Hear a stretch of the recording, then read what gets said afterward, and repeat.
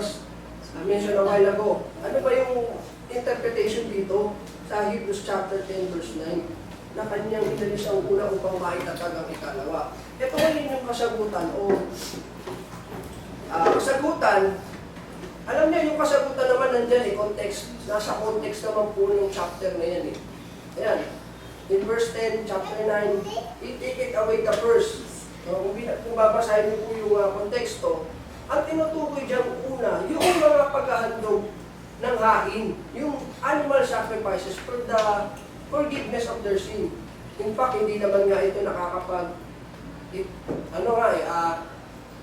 was the people approach to God, hindi na-justify, no? Hindi naaring ganap sa pamamagitan ng mga animal sacrifices na ito. And to establish the second, meaning yung tumutukoy ito dun sa offering of body of Christ. Yun yung inalis, yung anino ng kanyang,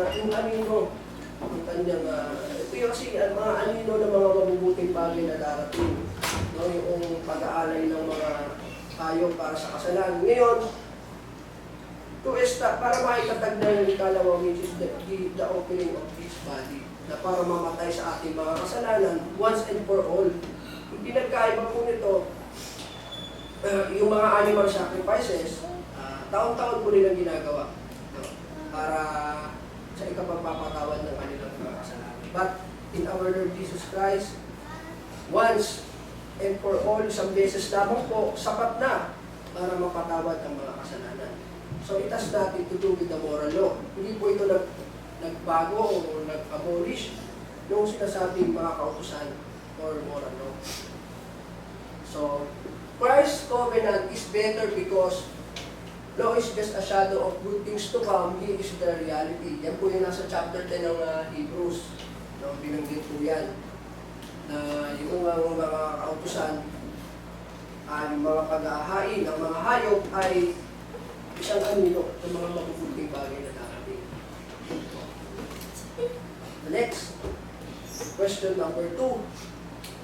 Sabi ko dito, if Christ did not abolish the law or the Ten Commandments, why did they have to die to the law or the body of Christ? Yan po yung pinalakay natin sa chapter 7. No? Na kayo ipatay na sa kautusan, sa pamamagitan ng katawan ni Kristo. Eh bakit po ba? No? Ang sagot, nasa context din po yan.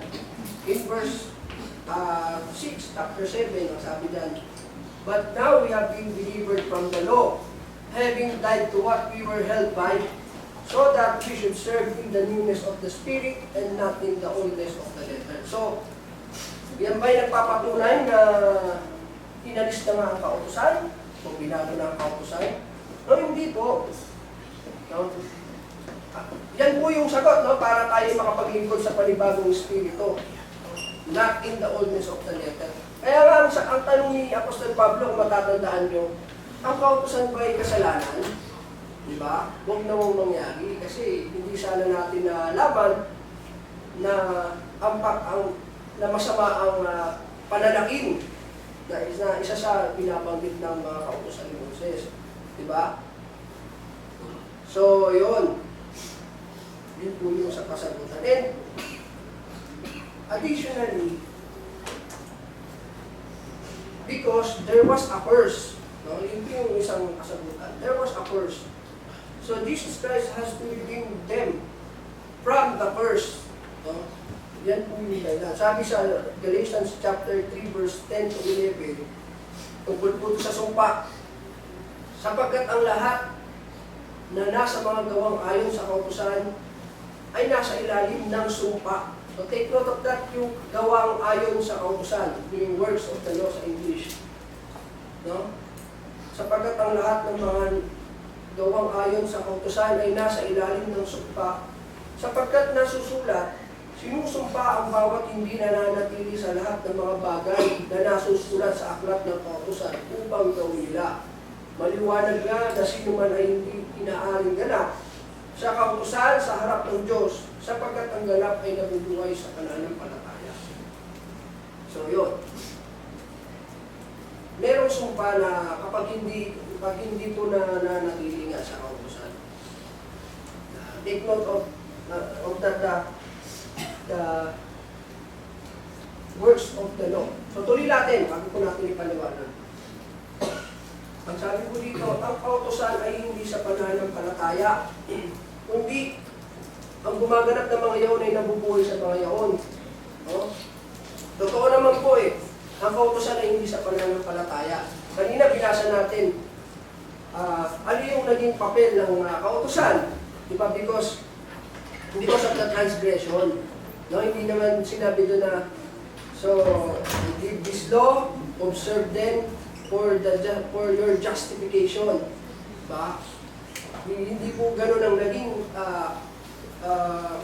purpose ng kautusan. Kundi, sabi ang kautusan ay hindi sa pananampalataya, kundi ang gumaganap ng mga yaon at nabubuhay sa mga yaon.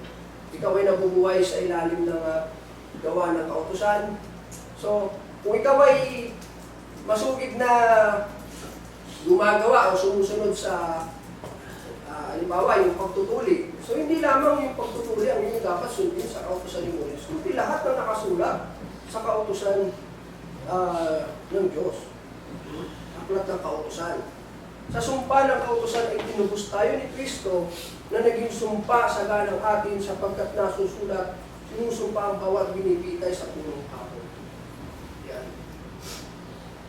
So, they should not rely their justification by observing the works of the law, but the righteous shall live by faith. Ano ba yung works of the law? Brother, ano ba yung works of the law? So, to give you a short answer, works of the law, these are outward practices enforced by the so-called teachers of the law. Bakit ko sinabing outward practices? Diba? And bakit nilagay ko dyan enforced by the so-called teachers of the law? Bakit hindi required by the Mosaic law? Diba?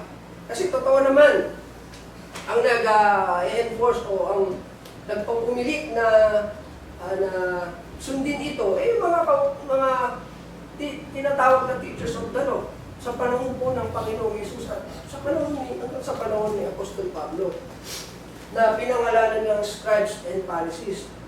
For example, tungkol sa pagtutuli, sa Acts 15 po yun. For example, in Acts 15, verse 1, merong problema. Sabi po, may ibang mga taong nagsisulong mula sa Judea ay nagsipagturo sa mga kapatid na sinasabi, maliban na kayo'y mga tuli ayon sa kaugalian ni Moises, ay hindi kayo mga liligtas. So, yan yung nangyari. Merong mga tao na galing sa Judea na sinasabi na kung hindi kayo magpapatuli, hindi kayo maliligtas. Pinipilit na nila yung mga hintil, dapat din magpasa ilalim o magpatuli sang-ayon sa kautusan ni Moises. Kaya ang nangyari dyan, sila Apostol Pablo at Bernabe, pumunta sila sa Jerusalem para makipag-dialogo. Kaya, in verse 5, ang sabi naman, datapwat nagsibulig ang ilan sa sekta ng mga Pariseyong nagsisasampalataya na nagsasabi, kinakailangang sila'y tuliin at sa kanila ay ipinagpiling ganapin ang kautusan ni Moises. So habang sa kanilang pagdidiskusyon tungkol sa suliraning ito, may mga ilang Pariseyong nagsabi na kinakailangan silang tuliin at ganapin ang kautusan ni Moises. Kaya ako nasabing enforced by the so-called teachers of the law. Ano po ba yung mga example niyan? No?